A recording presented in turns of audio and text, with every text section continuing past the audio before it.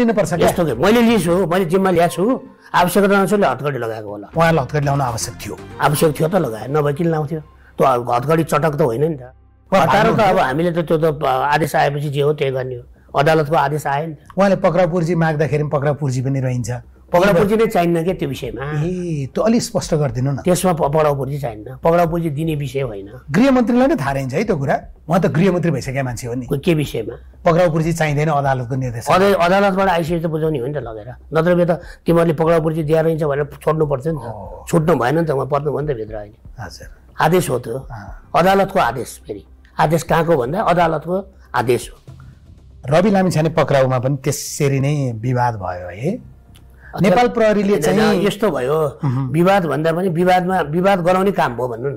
न त प्रहरीले गर्ने काम गरे अरू के गरेको छ प्रहरीले चाहिँ व्यक्तिलाई पक्रिँदाखेरिमा तिम्रो अन्तिम इच्छा के छ भनेर त्यो त अब त्यो विषय अर्कै हो अब त्यो कसरी ट्विस्ट भएर आयो मलाई थाहा छैन ट्विस्ट होइन तपाईँको प्रहरी अधिकारीले सोध्नु भएको चाहिँ तपाईँको अन्तिम इच्छा के छ भनेर यस्तो लाग्छ उहाँलाई चाहिँ राति पक्रिँदैछ त्यस्तो होइन लगेको चाहिँ मृत्युदण्ड त्यस्तो गर्ला अहिले त्यस्तो गर्ला अहिले पुलिसले त्यसो गर्ला नगर्न पर्ने तपाईँको अनुहार देख्दा त्यस्तो लाग्दैन क्या होइन मेरो त्यो पुलिसले गरे होइन किन सोधेको त्यस्तो अहिले सोध्दै कारवाही चाहिँ होला अब केही होला त्यसमा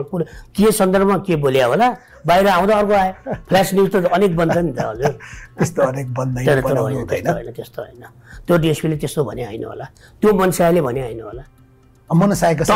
टङ स्लिप भयो होला त्यसो भन्नुहोस् टङ स्लिप भयो हुनसक्छ होइन त्यो हुनसक्छ 86 वर्षको नवराज सुवेदी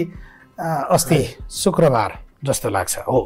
शुक्रबार रुँदै रुँदै म त धन्दै बेहोस भएको थिएँ भन्नुभएको छ त्यो थाहा छैन तपाईँहरूले हानेको अश्रु ग्यासले नवराज सुवेदीले हो थाहा भएन मलाई उहाँ मञ्चमा हुनुहुन्थ्यो मलाई थाहा भएन यस्तो हो नि त म्याच चाहिँ सकिया रहेछ होइन अश्रु ग्यासको किनभने पछि किनेकै छैन किनेको छ 4000 अश्रु ग्यास सेल किनेको छ भने राज्यले दिएको छ किनेको छ त्यहाँ भेटेको अश्रु ग्यास चाहिँ के ती यस्तो होला राजेन्द्रजी कस्तो हुन्छ भन्दाखेरि हामीले अश्रु ग्यासको म्याच सिद्धिएको अश्रु ग्यास भनेको भण्डारमा छुट्याएर राखेको हुन्छ हरेक युनिटमा भण्डार छ जिन्सी छ र त्यो डिस्ट्रोय गर्ने हो त्यो डिस्ट्रोय नै गर्नुपर्छ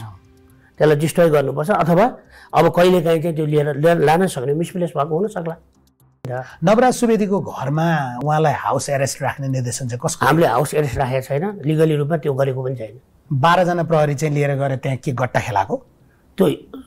शान्ति सुरक्षा कायम गर्नका लागि उहाँलाई पनि सुरक्षा बिचरा ओछ्यानमा सुतेर राति 12 बजे गएर फोटो खिच्नु पर्यो नि भित्र गएको छैन त मान्छे व्यक्ति सुतेको फोटो छैन राजनीति यो सबै कुरा उहाँले त्यो गलत बोलिरहनु भएको होइन खिच्यो होला कसैले तर मलाई नोटिस त्यो प्रहरी होइन हुन सक्ला कोही मलाई त थाहा भएन सुरक्षाको लागि हामीले हाउस एरेस्ट भन्ने कुरा होइन सुरक्षाको लागि सर्भिलेन्स त गर्छ नि अहिले पनि धेरै मान्छेलाई हामीले गरे